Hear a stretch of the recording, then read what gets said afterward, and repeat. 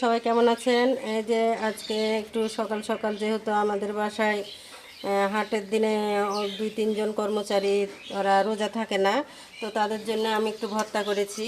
এখানে আছে মসুর ডালের একটু ভর্তা, আর এখানে আছে আলু ভর্তা। এগুলো আলু ভর্তা করব।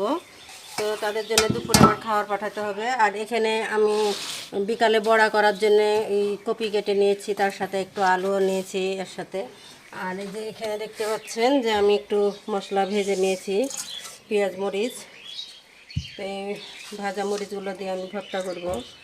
এরকম ভাজা মরিচ দিয়ে ভর্তা খেতে অবশ্য খুব ভালো লাগে।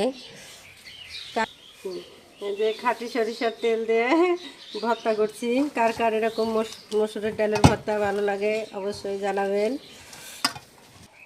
আর এই যে এখানে নিয়ে এসছে পালং শাক, এগুলো বিকালে রান্না করব। আর এখানে হচ্ছে পুঁই মুচুরি, আর হচ্ছে লাউ, এগুলো কালকে রান্না করব। তো সবাই আমার এই ভিডিওটা দেখে ভালো লাগলে সবাই লাইক কমেন্ট শেয়ার করবেন, আর আমার পাশে থাকবেন, আর আমার জন্য একটু সবাই মন থেকে দোয়া করে দিবেন।